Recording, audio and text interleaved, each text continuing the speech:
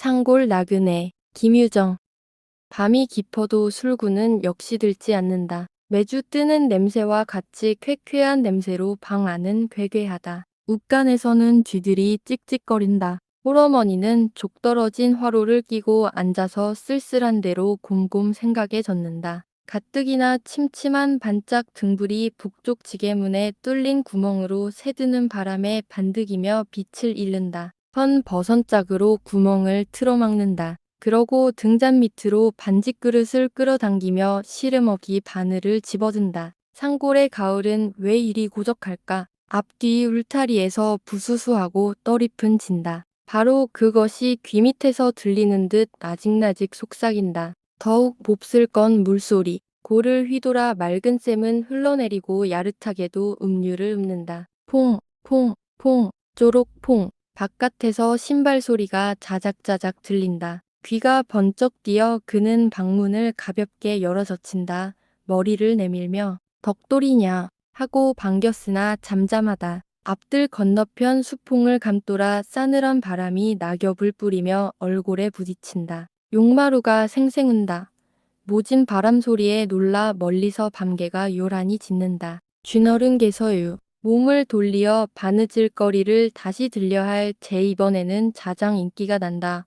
황급하게 누구유 하고 일어서며 문을 열어보았다. 왜 그리유. 처음 보는 아낙네가 마루 끝에 와 섰다. 달빛에 비끼어 검붉은 얼굴이 해쓱하다. 추운 모양이다.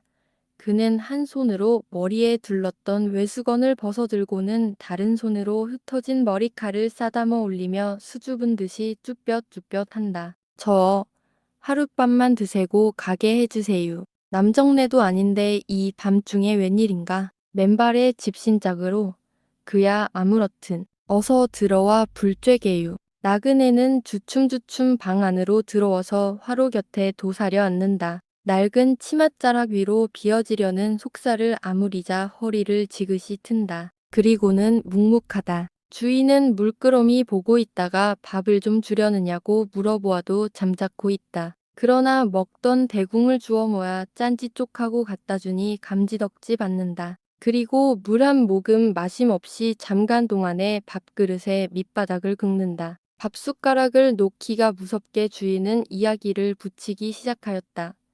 이주알 물어보니 이야기는 지수가 없다. 자기로도 너무 지쳐 물은 듯 싶은 많지 대구 추근거렸다.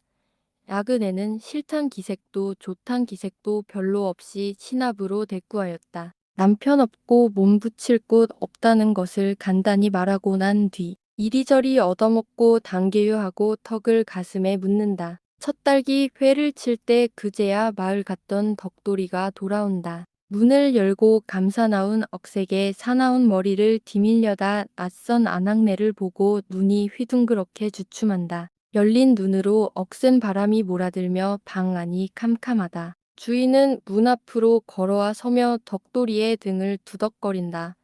젊은 여자 자는 방에서 떡거머리 총각을 재우는 건 상서롭지 못한 일이었다. 얘 덕돌아. 오늘은 마을 가자고 아침에 온. 가을할 때가 지었으니 돈량이나 조이 퍼질 때도 되었다. 그 돈들이 어디로 몰리는지 이 술집에서는 좀채 돈맛을 못 본다. 술을 판대야 한 초롱에 50대 60전 떨어진다. 그 한 초롱을 잘 판대도 사날씩이나 걸리는 걸 요새 같아선 그 잘량한 알량한 술꾼까지 씨가 말랐다. 어쩌다 전일에 펴놓았던 외상값도 각 갖다 줄 줄을 모른다. 호러미는 열번거지가 나서 이른 아침부터 돈을 받으러 돌아다녔다. 그러나 다리품을 들인 보람도 없었다. 낼 사람이 즐겨야 할 텐데 우물쭈물하며 한단 소리가 좀 두고 보자는 것이 고작이었다. 그렇다고 안 갈 수도 없는 노릇이다. 나날이 양식은 딸리고 지점집에서 집행을 하느니 뭘 하느니 독촉이 어지간지 않으매랴. 저도 인젠 떠나겠세요. 그가 조반훈 아들이 옷을 바꾸어 입고 나서닌 아그네도 따라 일어서다 그의 손을 잔상히 붙잡으며 주인은 고달플 테니 며칠 더 쉬어가게요 하였으나 가야지요. 너머 오래 신세를. 그런 염려는 말굴하고 누르며 집 지켜주는 셈치고 방에 누웠으라 하고는 집을 나섰다. 백두고개를 넘어서 아말로 들어가 해동갑으로 헤매었다. 해실수로 간 곳도 있기야 하지만 맑았다. 해가 지고 어두울 역해야 그는 홀부들에서 돌아왔다. 좁쌀밥 되밖에는 못 받았다. 다른 사람들은 돈 낼 생각은커녕 이러면 다시 술 안 먹겠다고 도리어 얼러보냈던 것이다. 그러나 이만도 다행이다. 아주 못 받는 이보다는 긴 이때 가지였다. 그는 좁쌀을 씻고 나그네는 솥에 불을 지피어 부랴하랴 밥을 짓고 일변 상을 보았다. 밥들을 먹고 나서 앉았으려니까 갑자기 술꾼이 몰려든다. 이거 웬일인가?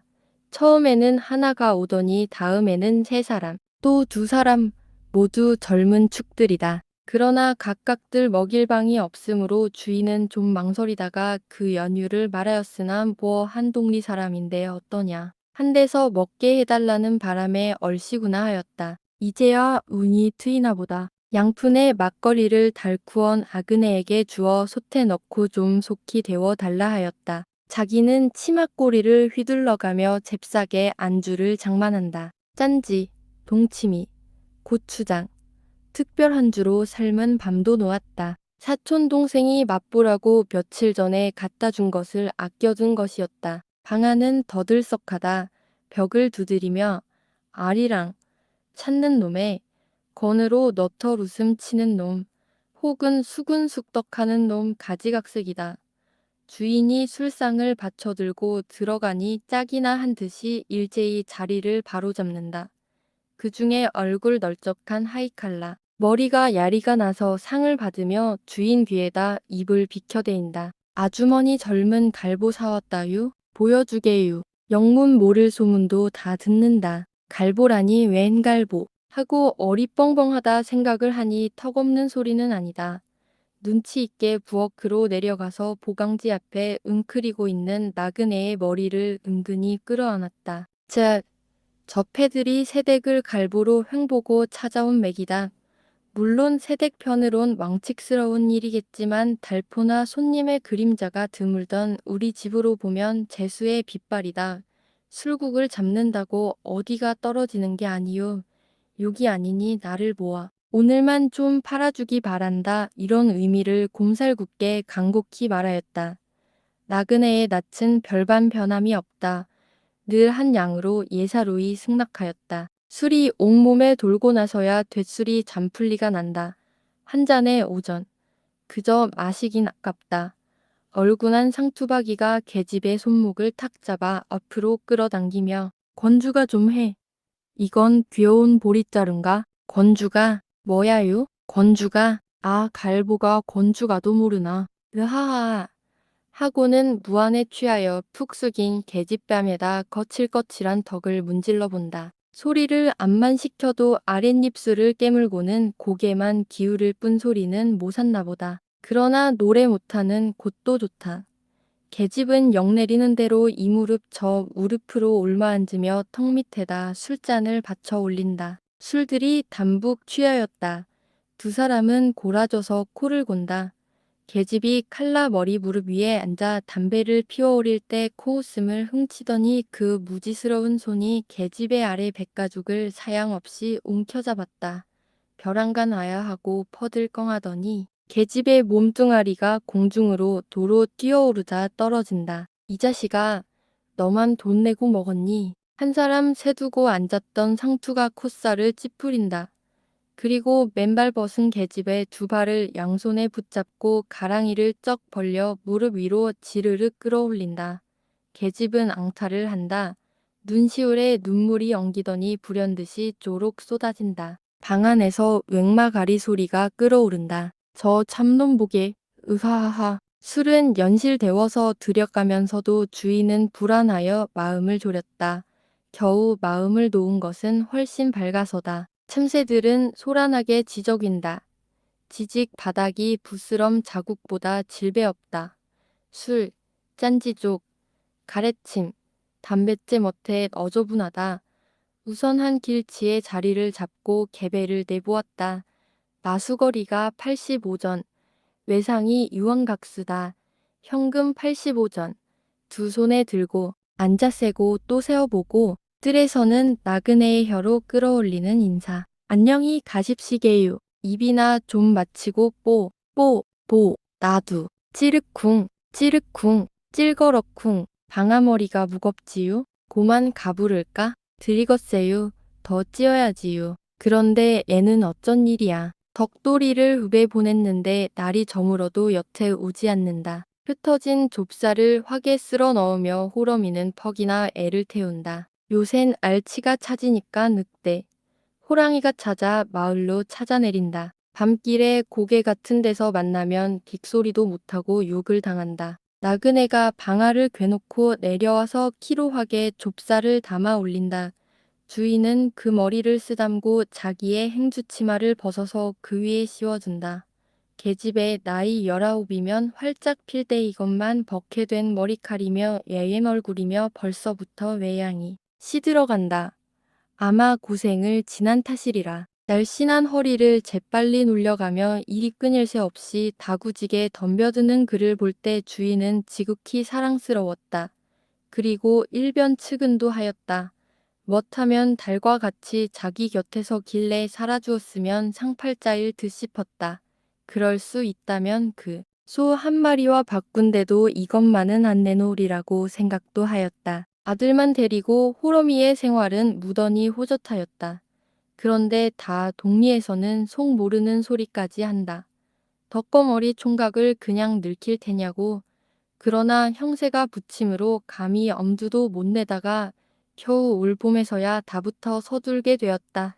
의외로 일은 손쉽게 되었다. 이리저리 언론이 돌더니 남촌산에 사는 어느 집 둘째 딸과 혼약하였다. 일부러 호러미는 40리 길이나 걸어서 색시의 손등을 문질러 보고는 참 애기 잘도 생겼세. 좋아서 사돈에게 칭찬을 뇌곤 하였다. 그런데 없는 살림에 빚을 얻어가며 혼수를 다 꼬매 놓은 뒤였다. 혼인날을 불과 이틀 격해놓고 일이 고만 빛났다. 처음에야 그런 말이 없더닌 안데없는 선체금 30원을 가져오란다. 남의 돈 3원과 집에 돈 후원으로 거축꾼에게 품삯 노비 주고 혼수하고 난지 5원. 잔치에 쓸 것밖에 안 남고 보니 30원이란 임내도 못 낼 소리다. 그 밤 그는 이리 뒤척 저리 뒤척 넋 잃은 팔을 던져가며 통밤을 새웠던 것이다. 어머님, 진지 잡수세요. 새댁에게 이런 소리를 듣는다면 금직이 귀여우리라.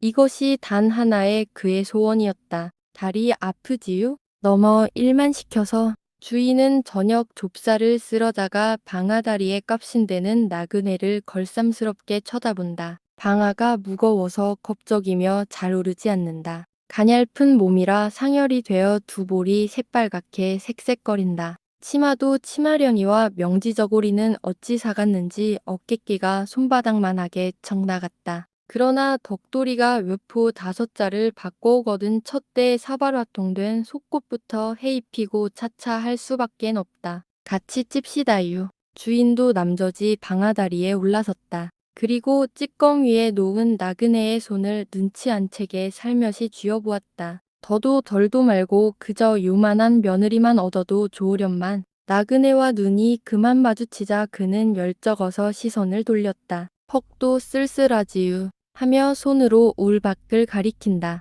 첫 밤같은 성냥판이다. 색동저고리를 덜쳐 입고 산들은 거방진 방아소리를 은은히 전한다. 찔그럭쿵, 찌럭쿵. 그는 나그네를 금덩이같이 위하였다. 없는 대로 자기의 옷까지도 서로서로 별러 입었다. 그리고 잘 때에는 달과 진배 없이 이불 속에서 품에 꼭 품고 재우곤 하였다. 하지만 자기의 은근한 속심은 차마 입에 드러내어 말은 못 건넸다. 잘 들어 주머니언니와 못하게 한다면 피차에 낯이 뜨듯한 일이었다. 그러자 맘먹지 않았던 우연한 일로 인하여 마침내 기회를 얻게 되었다. 나그네가 얹은 아흘 되던 일이었다. 거문관이 상기슬게 있는 영길래가 벼 방아를 좀 와서 찧어달라고 한다. 나그네는 줄밤을 새움으론 아제나 푸근히 자라고 두고 그는 홀로 집을 나섰다. 머리에 결을 뽀얗게 쓰고 맥이 풀려서 집에 돌아온 것인 이럭저럭 그스레하였다.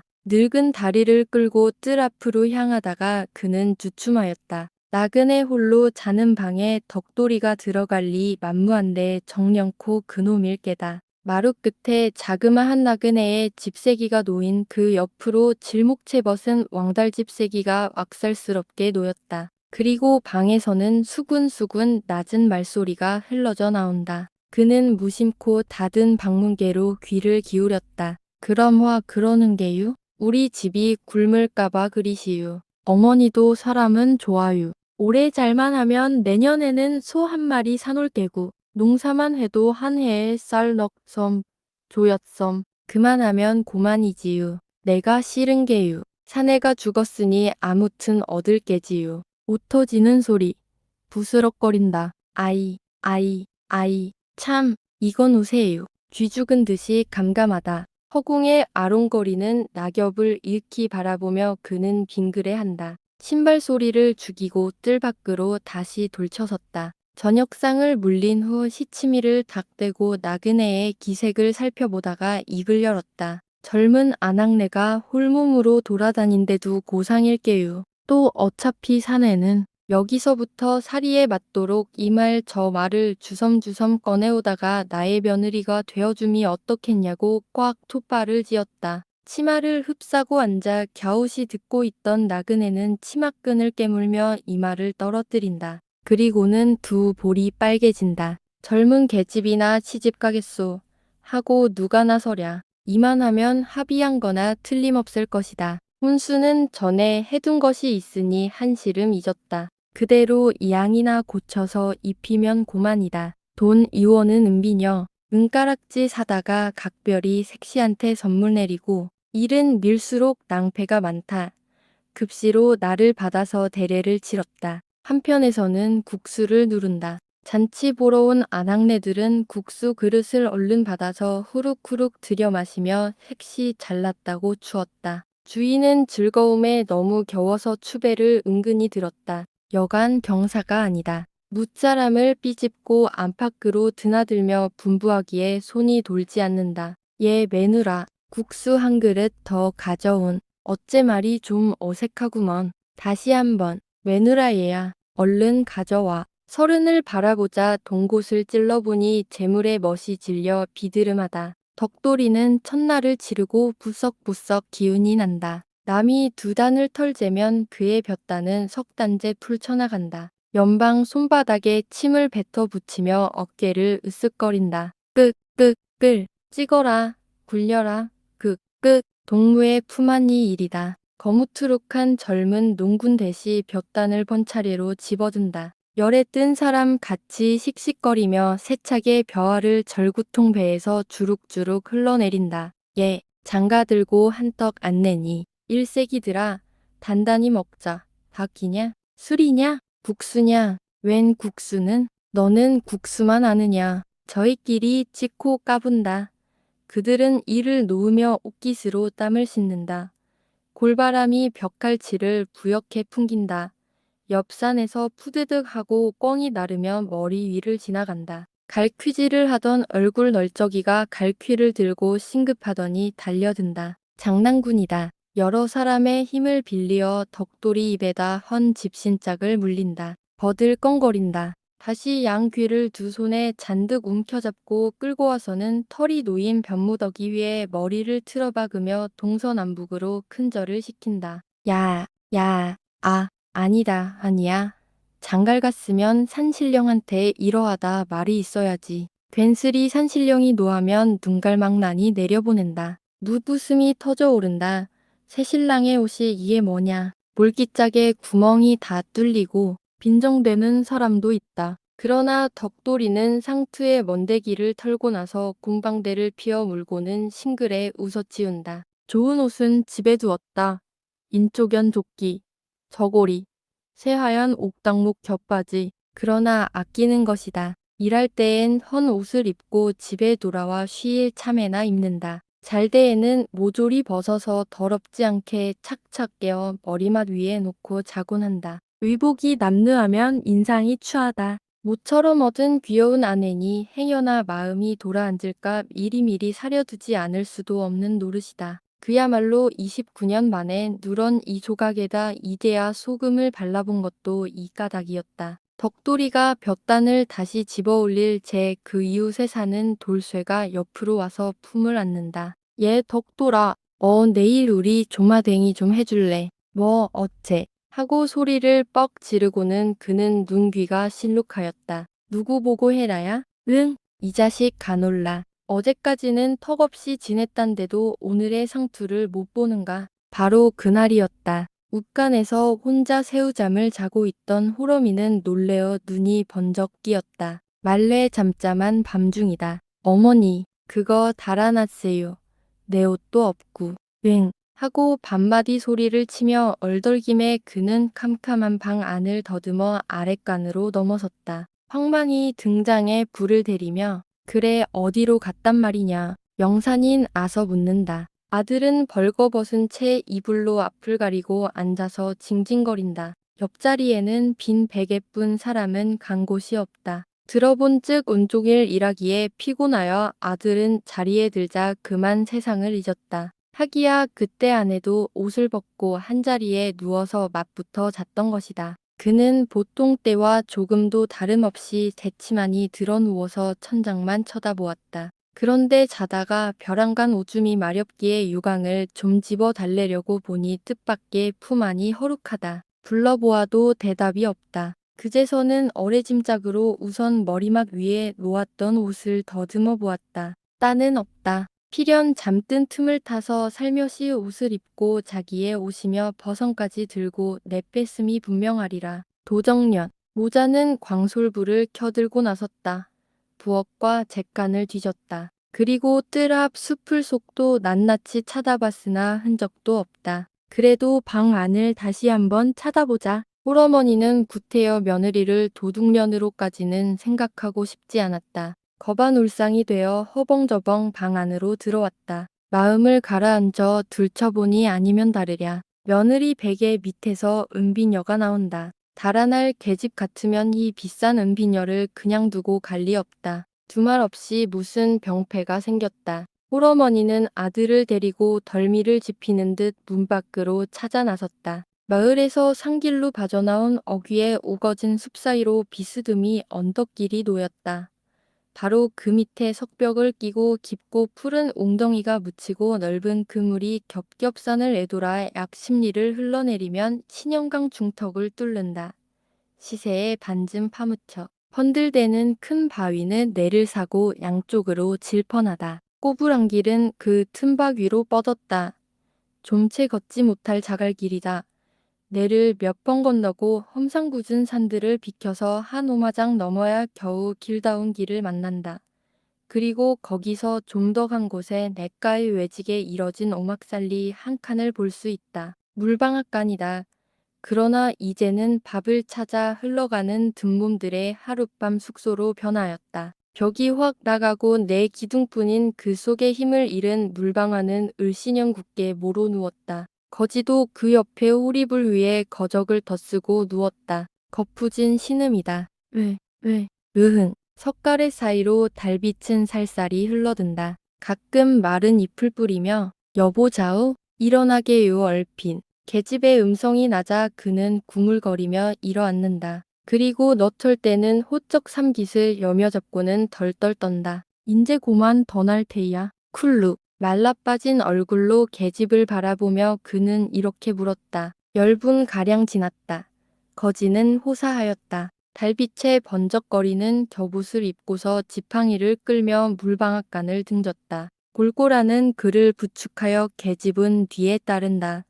술집 며느리다. 옷이 너무 커 좀 적었으면 잔말 말고 어여갑시다 펄쩍. 계집은 불이 나게 그를 재촉한다. 그리고 연애 돌아다 보길 잊지 않았다. 그들은 강길로 향한다. 개울을 건너 붉어져 내린 산모퉁리를 막 곱들이려 할 채다. 멀리 뒤에서 사람 우기는 소리가 끊일 듯 날 듯 간신히 들려온다. 바람에 먹히어 말전은 모르겠으나 죄없이 덕돌이의 목성임은 넋이 짐작할 수 있다. 아 얼른 좀 오게유. 똥끝이 마르는 듯이 계집은 차내의 손목을 겁겁이 잡아끈다. 병들은 몸이라 끌리는 대로 뒤툭거리며 거지도 우슥한 산 저편으로 같이 사라진다. 수, 은빛 같은 물방울을 품으며 물결은 산벽에 부닥들인다. 어디선지 지정치 못할 늑대 소리는 이 산 저 산에서 와글와글 굴러내린다.